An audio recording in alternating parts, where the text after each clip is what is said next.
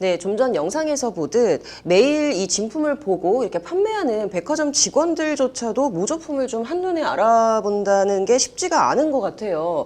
진짜보다 더 진짜 같은 이 짝퉁, 날이 갈수록 좀 진화하고 있는 것 같은데, 김 기자, 앞서 리포트에서 우리가 잠깐 언급을 했지만 이러한 레플리카 제품을 제작하고 판매하는 게 엄연한 불법이라고요? 네, 그렇습니다. 결론부터 말씀드리면 위조 상품을 유통하고 판매하는 행위는 불법입니다. 현행 상표법에서는 타인의 등록 상표와 동일한 상표를 그 지정 상품과 유사한 상품에 사용하거나 타인의 등록 상표를 위조 또는 모조하게 할 목적으로 그 용구를 제작, 판매 및 소지하는 행위 등을 상표권 침해로 보고 있습니다. 이렇게 상표권을 위반할 경우 그 처벌이 엄중하다는 게 법조계 경고인데요. 지식재산권을 전문으로 하는 백세희 DKL 파트너스 법률사무소 변호사의 말을 직접 들어보시겠습니다. 유명 브랜드의 카피 제품을 유통 판매하면 상표법 위반으로 처벌받습니다. 루이비통이나 샤넬 같은 모조품 시장에서 인기 있는 이런 명품 브랜드는 당연히 우리나라 상표법에 따른 상표권 등록을 마친 상태입니다. 상표법 위반은 생각보다 무거운 범죄입니다. 7년 이하의 징역 또는 1억 원 이하의 벌금이라는 형량도 강력하지만 자연인인 위반 행위자와 그리고 속해 있는 회사, 주로 법인 형태가 많을 텐데요. 회사까지 함께 처벌하는 양벌 규정을 두고 있다는 점도 반드시 네, 명확하게 이렇게 법에서 규정을 하고 있는데도 오프라인에서 나아가 이제 최근에는 이제 온라인에서도 굉장히 이 짝퉁 시장에 활개를 띠고 있지 않습니까? 아까 저희가 봤던 이 동대문에서 파는 물건들처럼 대놓고 로고나 상표를 갖다 쓰지 않고 명품 브랜드의 디자인만 좀 비슷하게 쓰는 경우가 좀 온라인에서는 많던데 이것도 상표권 침해라고 볼 수가 있습니까? 네, 그렇습니다. 지금 보시는 장면처럼 온라인상으로 해외 명품 브랜드를 레플리카했다며 판매하는 곳들을 쉽게 찾아보실 수 있습니다.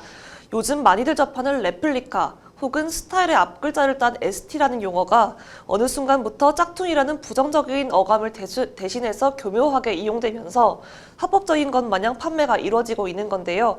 하지만 이것 역시 처벌될 수 있다는 게 지식재산권 전문 김혜주 법률사무소 창경 변호사의 말입니다. 직접 들어보시겠습니다. 문구나 로고를 사용하는 것뿐만 아니라 어떤 버버리 체크 무늬, 옷감을 통해서 그런 어떤 의류를 만들었거나 아니면 머리띠를 만들거나 이런 경우에도 상표권 침해에 해당을 할 수 있습니다. 특히 버버리사는 저희가 알려진 바에 따르면 그 버버리 체크 무늬를 전부 다 상표로 등록을 해서 사용을 하고 있고, 그리고 실제 법원에서 문제가 되었던 사안에서도 마찬가지로 디자인적으로만 사용되는 것이 아니라 상표적인 사용에 해당한다. 네, 김혜주 변호사 말을 듣고 왔습니다. 그런데 모든 이 브랜드들이 자신들의 디자인을 이 버버리사처럼 상표권으로 등록하지는 않았을 것 같은데요. 네, 그렇습니다. 버버리사와는 또 다른 경우를 예시로 들어보겠습니다. 만약 다른 브랜드의 상표 등록이 돼 있지 않은 디자인만을 베꼈다고 하더라도 디자인보호법이나 부정경제방지법 위반으로 처벌될 수 있다는 게 김혜주 변호사의 말입니다. 그 대표적인 게 바로 크록스라는 브랜드인데요. 평소 편하게 직장이나 외부에서 많이들 신고 다니기 때문에 다들 아실 겁니다. 이 제품 역시도 모조품이 시중에 많이 나와 있는데요.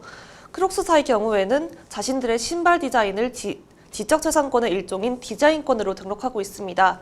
그래서 이에 만약 크록스 신발을 모방한 제품을 제작한다면 이는 디자인권 침해에 해당될 소지가 있다고 합니다. 김혜주 변호사의 말을 이어서 들어보시겠습니다. 디자인권 침해는 그런데 그 디자인이 완전 동일한 경우뿐만 아니라 유사한 경우에도 침해로 판단을 하고 있기 때문에 그런 권리 범위가 어느 정도 넓다라고 볼 수 있고요. 그리고 크록스사에서는 실제로 디자인을 그대로 전체 디자인을 등록을 하는 것뿐만 아니라 부분 디자인 제도를 활용을 하고 있습니다. 그렇기 때문에 만약에 모방을 하는 사람이 신발 윗부분은 똑같이 하고 밑창 부분만 전부 다 바꿔서 새로운 디자인을 했다고 하더라도 이건 침해에 해당할 가능성이 높은.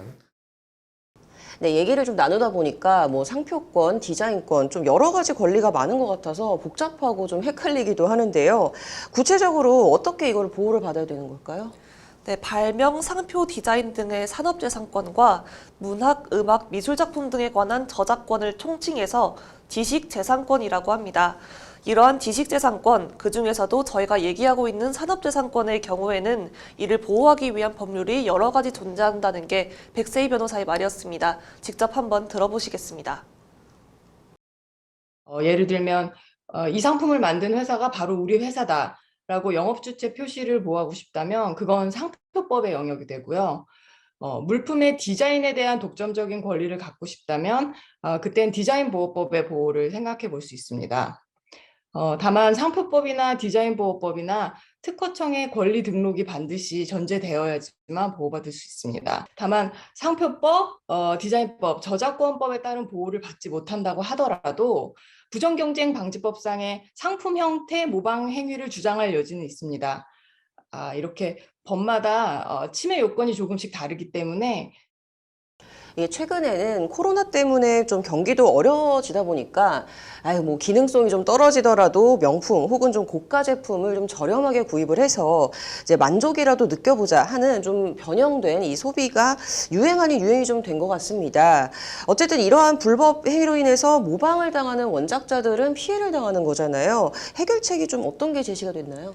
네, 공급자들의 적극적인 권리 주장과 함께 처벌 수위를 높여야 한다. 또 소비자들은 스스로 자신들의 욕망을 객관적으로 들여다봐야 한다는 게 앞서 만났던 지식재산권 전문 변호사들의 말이었습니다. 이어서 함께 들어보시겠습니다. 일단 권리자들 입장에서는 제품을 출시하기 이전에 상표권이나 디자인권을 등록을 해서 권리화를 미리 해두는 것이 중요합니다.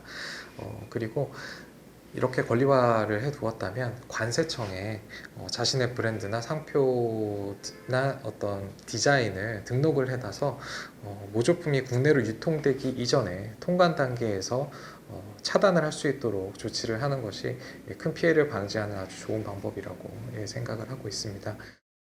일반적으로 생각해 볼 수 있는 방법이 법을 구체화한다거나 아니면 뭐 처벌을 강화한다는 거를 생각해 보실 수 있을 것 같아요. 소비자들 입장에서는 자신이 모조품을 진품인 척 사용하고 싶은 이유가 뭔지 자기 자신의 욕망을 한번 객관적으로 들여다보면 어떨까 싶습니다. 뭐 허영심 때문일 수도 있고 주눅들고 싶지 않은 마음 때문일 수도 있는데 곰곰이 따져다 보면은 욕망이 한풀 꺾일 수도 있을 것 같다는 생각. 네, 어떻게 보면 이런 모조품 거래 행위가 범죄다라는 인식 자체가 없는 게 가장 근본적인 문제가 아닐까라는 생각이 드는데요. 판매자든 소비자든 좀 스스로 이런 행위가 잘못됐음을 자각하는 이 의식이 먼저 좀 필요할 것 같습니다. 이번 주 여기까지 듣도록 하겠습니다.